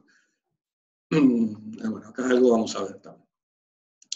Bueno, en otro lugar en donde se ve algo de circuitos es en el Labo 3, que en este momento no se puede hacer, pero en algún momento cuando lo puedan hacer, sí, ahí van a ver también circuitos. Pero digamos, materias después que sin Labo, esta es la única. En Física Teórica 1, que es electro, ya no aparecen más los circuitos. Bien, bueno, entonces veamos dos tipos de conexiones que uno puede hacer entre capacitores que tienen nombre, que vamos a ver por primera vez ahora estos nombres, después lo vamos a ir viendo también para otros elementos en circuitos como son las resistencias. Una es la construcción de lo que se llama poner los dispositivos, los elementos, digamos, que estemos mirando, en este caso los capacitores, en paralelo. ¿Qué quiere decir eso? Bueno, quiere decir que yo tengo dos cables que unen los capacitores de un lado con un borne de mi potencial, que llamo a ese borne potencial A, y del otro lado tengo un potencial B, pongo todos los capacitores, digamos, en forma paralela entre sí. El extremo izquierdo de cada uno de los capacitores, o sea, lo que llamaba el conductor interno, el que me uso para después calcular la capacidad, todos los extremos izquierdos están conectados al mismo borne, o sea, todos estos están al mismo potencial B sub A, y los del derecho también están todos conectados al mismo potencial B sub B. Y la idea es, si tengo todos estos capacitores puestos así en paralelo, eso es lo que significa entonces que estén en paralelo, si puedo reemplazar todo este sistema de varios capacitores, N, chiquita capacitores, supongamos que voy de 1, 2, 3 hasta N, por una única capacidad, que voy a llamar capacidad equivalente, que actuaría entre el punto A y el punto B, o sea, entre el potencial en A y el punto B, reemplazo todos estos por una única capacidad. O sea, no me fijo en el detalle de cómo es cada una de las cosas en los capacitores, sino que quiero una global. Pero veamos qué sentido tiene hacer eso, o cómo lo podemos hacer. Bien, si me fijo en el capacitor 1, sé que la carga en el conductor izquierdo del capacitor 1 es la capacidad de esa C sub 1 por la diferencia potencial entre los bornes de ese capacitor izquierdo menos el derecho, o sea, que llamé B sub A y B sub B. En el capacitor 2, lo mismo, la carga en el conductor 2 de ese capacitor es la capacidad de ese capacitor, que llamé C sub 2, por la diferencia potencial, que es la misma, porque por definición dije que estaban ambos conectados a los mismos extremos. Y así siguiendo, el Q sub 3 va a ser C sub 3 por BA menos B, hasta ahí, hasta el C sub N, que va a ser Q sub N, digamos C sub N por BA menos B. Si sumo todos los que están los miembros del lado izquierdo de todas estas ecuaciones, me queda la carga total acumulada en todos los capacitores, que es la suma de las cargas en cada uno de ellos. Y sumando del lado derecho, lo que me queda es este BA menos BB, que lo puedo sacar de factor común, que multiplica la suma de todas las capacidades. Lo cual esto lo puedo escribir como, entonces, que la carga total acumulada en este sistema es la diferencia de potencial entre los dos bornes a los que yo lo estoy poniendo una diferencia potencial, multiplicado por una cosa que es una capacidad equivalente, la cual veo entonces que es directamente la suma de las capacidades individuales de cada uno. O sea que lo que aprendí es que si tengo un sistema así de muchos capacitores, equivale a un único capacitor, el cual acumula la carga sumada de todos ellos, y su capacidad está dada por la suma de las capacidades de cada uno. Entonces las capacidades en paralelo se suman. Bien, bueno, un caso, y ese es el que se usa realmente más en los circuitos de verdad, donde uno pretende muchas veces aumentar la capacidad de carga que tengo, entonces conviene ponerlos en serie porque ahí las capacidades se suman directamente. Bueno, otra situación que es más rara con los capacitores es ponerlos en serie. ¿Qué quiere decir ponerlos en serie? Es ponerlos a lo largo de un único cable conductor, uno siguiendo al otro, ¿sí? En serie. En este caso tengo muchos, tengo capacitor C sub 1, C sub 2, C sub 3, así siguiendo hasta el último C sub N, parto del potencial A y llego hasta el potencial B, y lo que quiero es reemplazar todos esos capacitores por un único capacitor equivalente que vaya desde hasta B. Bien, bueno, acá para obtener esa capacidad equivalente hay que hacer el siguiente paso intermedio, que es tomar entre medio de cada par de capacitores un punto intermedio entre ellos, a la redundancia, el cual acá llame A' al primer punto entre el capacitor 1 y el 2, A segunda al un punto entre el 2 y el 3, A tercera entre el 3 y el 4, así siguiendo, hasta el A sub n-1, que estaría justo acá entre el C sub n-1 y el C sub n, y después ya viene el punto B.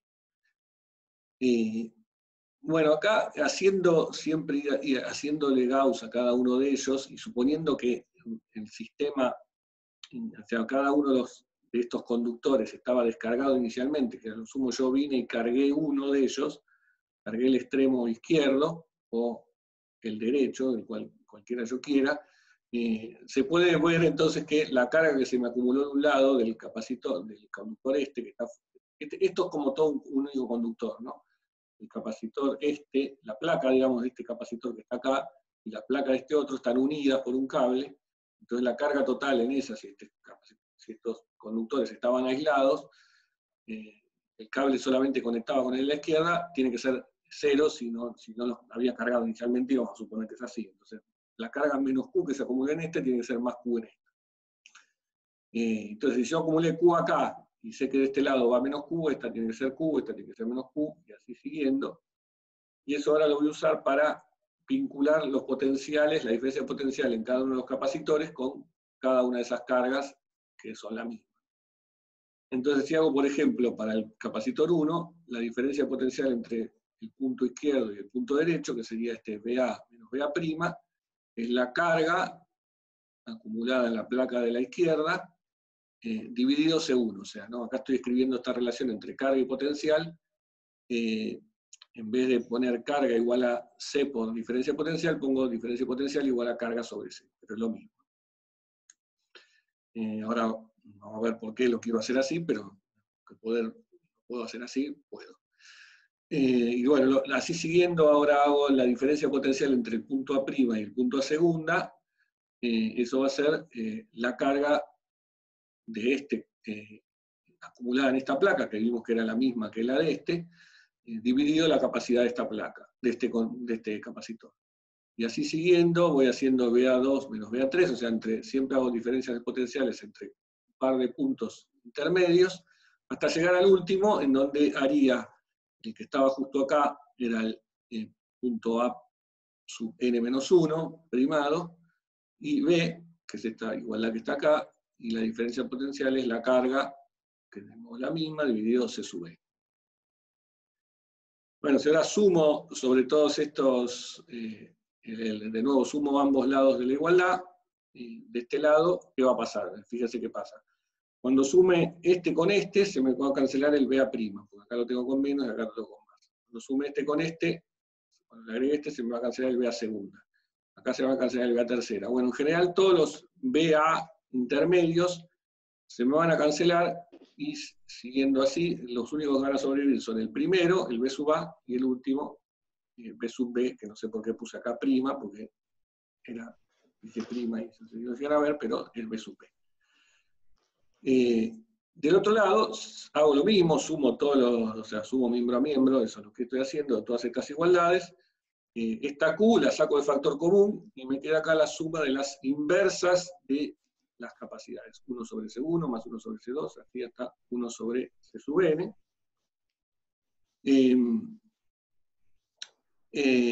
Con lo cual de acá podría despejar la carga pasando esta sumatoria de 1 sobre C, dividiendo, y me queda la carga igual a delta B dividido la suma de 1 sobre C.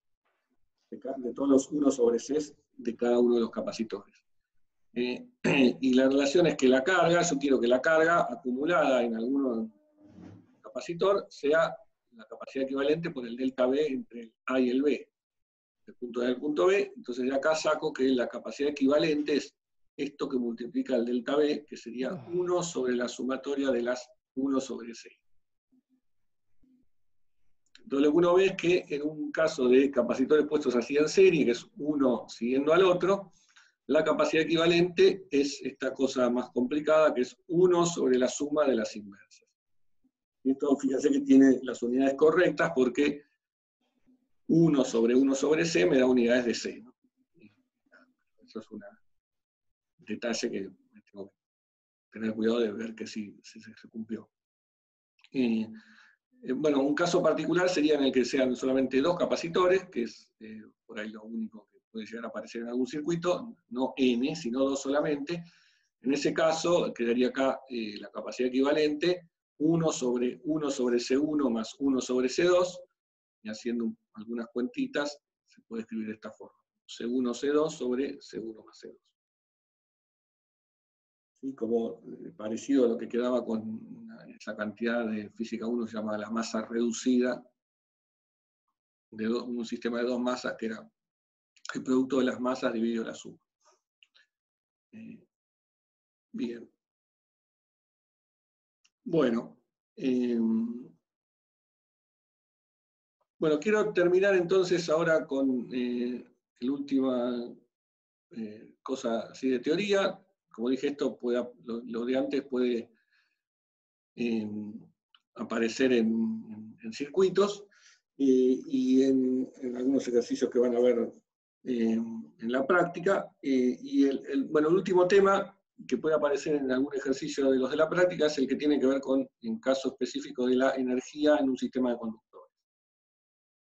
Entonces acá voy a volver y con eso termino la clase de hoy, al tema de energía, que vimos en algunas de las clases teóricas y que también vieron ustedes en la práctica, que hicieron algún ejemplo largo y extendido de cómo calcular la energía almacenada en un sistema de conductores, que vieron que se puede hacer de varias formas, pero bueno, recordando eso, vimos que la energía, lo que llamábamos la energía almacenada en un sistema de cargas, era la sumatoria del valor de cada una de las cargas por el potencial, la posición de esa carga, sumado sobre todas las cargas y dividido por 2. Esa energía, lo que habíamos visto era que el trabajo para armar esa configuración de cargas. O sea, esa cuentita que hacíamos trayendo las distintas cargas, como calculábamos ese trabajo total y eso nos daba la energía, o lo que llamábamos la energía almacenada. Bueno, ¿qué pasa con conductores? Bueno, podemos hacer lo mismo y decir cuál es el trabajo que necesito para armar el sistema ese de conductores, o lo que voy a llamar entonces como la energía almacenada en ese sistema de conductores. Entonces lo que voy a hacer es hacer esta sumatoria sobre todas las cargas de cada uno de los conductores, y voy a volver a usar el hecho de que el potencial en cada uno de esos conductores es constante, y lo habíamos llamado B sub L. Entonces, cuando haga esta sumatoria sobre algún conductor específico, el B sub L de ese conductor lo voy a poder sacar del factor común, y en esta sumatoria sobre todas las cargas que están en ese conductor, sacando este B de factor común, me va a quedar el BS multiplicado por la suma de todas las cargas de ese conductor, que es la Q grande de ese conductor. O sea que, y haciendo eso, porque esta suma en realidad la tendría que hacer sobre todas las carguitas en las cuales dividí el conductor, ¿no? O sea, acá estoy volviendo a hacer ese razonamiento con el que empezamos la clase, de ver esa relación entre cargas y potenciales, donde dividíamos cada conductor en distintos pedacitos de cargas, que la habíamos llamado justamente Q chiquitita, cada uno de esos pedacitos. Bueno, sumando sobre cada uno de esos pedacitos en cada conductor, agrupo los términos que tienen el mismo conductor y me queda esta expresión que está acá. O sea, es una suma, ahora sobre todos los conductores, desde L igual a 1 hasta M grande, de la carga total en cada conductor por el potencial en ese conductor. Bien, entonces, es simplemente para un sistema de conductores, esto es un caso particular de esta fórmula más general que ya conocíamos. Bueno, ahora voy a usar un poquito más algo que acabamos de ver en esta clase de hoy, justamente la demostración que habíamos visto hoy, era que la carga en ese conductor estaba relacionada con el potencial. O sea, la carga con el potencial en todos los demás. O sea, habíamos visto ese sistema lineal a través de los coeficientes estos de inducción y capacidad que me relacionan la carga en cada conductor con el potencial en todos los demás, ¿no? Este sistema de M grande por M grande. Entonces, reemplazo el Q sub L que está acá por esta sumatoria sobre todos los potenciales. ¿Para qué hago eso? Bueno, porque lo que yo quiero es una expresión que me dé la energía almacenada o el trabajo hecho para armar ese sistema de conductores, en donde aparezcan solo los potenciales, donde no aparezcan las cargas. Bien, entonces lo que me queda es esta suma doble que involucra productos del potencial en un conductor con el producto del potencial en otro, o el mismo, puede haber un B al cuadrado acá si es el mismo conductor, y esta suma doble entonces resulta de reemplazar esta Q sub L, como dije, por esta sumatoria. O sea, me queda esta suma doble, con los dos índices corriendo por el mismo orden, desde 1 hasta m grande, de este producto. O sea, esta forma esto se llama forma cuadrática, que me dice, dados los potenciales en cada uno de los conductores, cuánto vale la energía que yo tengo almacenada en ese sistema. Bien, esta es una presión bien general. ¿Qué pasa con el caso más útil, que es el que más uno considera en estos temas, que es el del capacitor? Bueno, en general, si tengo dos conductores, como es el caso de un capacitor, la energía va a tener esta forma, va a ser C11 B1 al cuadrado, más C12 B1 por B2, más C21 por B1 por B2, más C22 por B2 al cuadrado. ¿Sí? O sea, estoy haciendo un caso particular de esta suma doble, en el caso en el que M grande sea 2. Esto es lo que escribí, esta suma doble para ese caso. Bien, bueno, si estoy en un capacitor, hay alguna cosa que ya sé, es que C sub 1,1 es igual a C sub 1,2 cambiado de signo, es igual a C sub 2,1 cambiado de signo. Bueno, acá hay un pequeño detalle que no lo mencioné en ese momento, porque no se necesita, pero se puede ver que en la mayoría de los capacitores, la capacidad asociada al capacitor externo C sub 2,2 coincide con la capacidad del capacitor interno, si uno supone que ese capacitor está formado, por ejemplo, como en el caso de los dos cilindros, por dos superficies que están muy cerca una de otras. Entonces, como están muy cerca una de otras, las capacidades que involucran coeficientes geométricos, siendo que están muy cerca uno de otro, son aproximadamente ciertas. Y se puede definir, es otra forma de definir un capacitor ideal, diciendo que esas dos capacidades son exactamente las mismas en ese límite, y llamarla esa única cantidad C. Esa es una forma de hacerlo, o bien la que yo prefiero decir, bueno, voy a tomar que el capacitor externo esté a tierra, con lo cual, bueno, todo esto se me va, el B2 se me va, el B2 se me va acá, se me va todo, y me queda directamente C sub 1,1 por B1 al cuadrado. Si hago esta forma con B2 igual a 0, directamente me queda capacidad por B al cuadrado, donde esta B1, si el capacitor 2 está a tierra, es la diferencia potencial entre el externo y el interno. Si el externo no está a tierra y hago esta otra forma de ver las cosas, bueno, hay que mirar un poquito esta expresión y darse cuenta que esto es exactamente la diferencia de potencial entre 1 y 2 elevada al cuadrado, porque acá me queda, sacando esta C de factor común, me queda B1 al cuadrado menos esta C que aparece acá común, me queda el doble producto de 1 con D2 y este B2 al cuadrado. Y esto lo miro un poquito y veo que es el cuadrado de la diferencia potencial. O sea, de cualquiera de las dos situaciones, lo que veo es que entonces la energía acumulada en el capacitor es lo que llamé la capacidad del capacitor por la diferencia potencial elevado al cuadrado, dividido 2. Bien, usando la notación esta que habíamos puesto antes, donde en vez de delta B usábamos B, esta notación más ingenieril, esta expresión de la energía suele aparecer de esta forma más simplificada, ¿no? Que queda la capacidad por el potencial al cuadrado dividido 2, donde el potencial es la diferencia potencial entre un conductor y el otro. Acá uno puede usar que la capacidad y usar la expresión que relaciona carga con potencial en un capacitor, que habíamos visto que era que la carga era la capacidad por ese potencial, que era una diferencia potencial, y entonces reemplazo, de esta forma se puede reescribir si uso que Q es C por B, donde dice B pongo Q sobre C, y me queda Q al cuadrado sobre C al cuadrado, el C al cuadrado se me cancela 1, me queda Q cuadrado sobre C, es otra forma de expresar lo mismo, o usando también que Q es igual a C por B, esto también se puede escribir como Q por B, ¿sí? Porque si Q es C por B, acá me queda C por B, C por B al cuadrado. Entonces son tres formas distintas de expresar lo mismo, que es la energía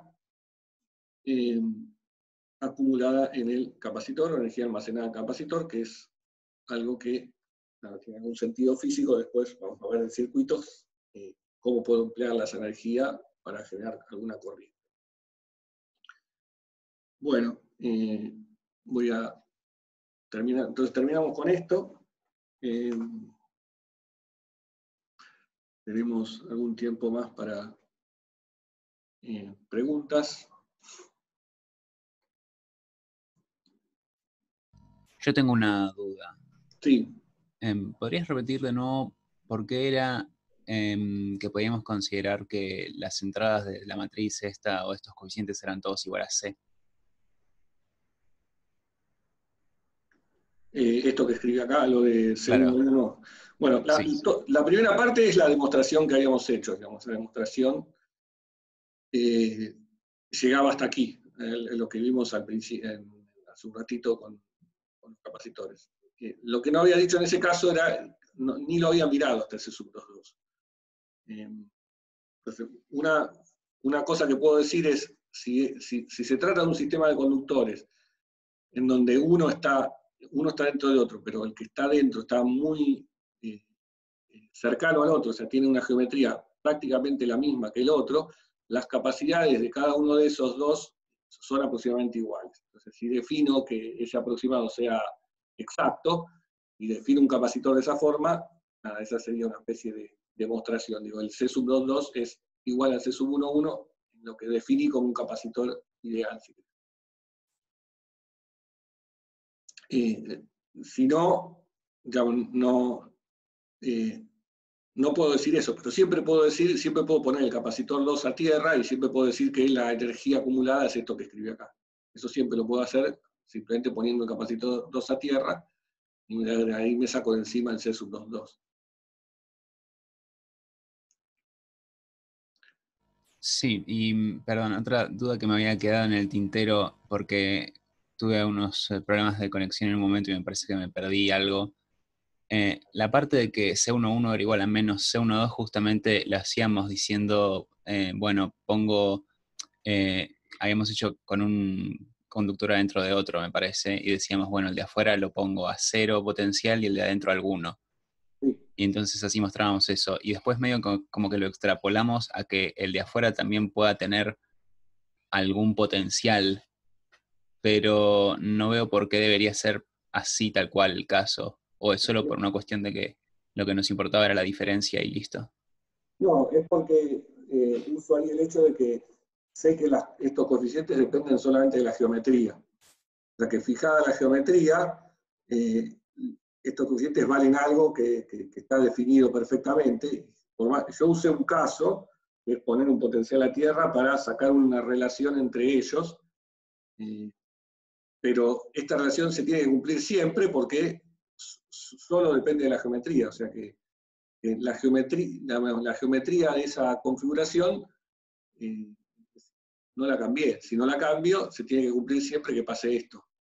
Si cualquiera sea el valor de C sub 1.1 o C sub 1.2, tienen que ser iguales y opuestos, porque sé que eso solamente depende de la geometría. Lo mismo cuando digo de este de C sub 2.2 que se parece a C sub 1.1, estoy invocando una relación geométrica, estoy diciendo que están muy cercanos uno al otro, y con eso puedo definirlo, puedo decirlo. Pero, digamos, que uno use un caso particular para mostrarlo, no significa que no valga siempre si yo sé que eso no depende de las cargas ni de los potenciales. Los sé. Los sé, son coeficientes, hay que volver un paso atrás, ¿no? A la demostración inicial que hice entre la relación entre cargas y potenciales, involucrando a estos Cs, y vimos que esos Cs tenían que ver con factores geométricos. Ok, gracias.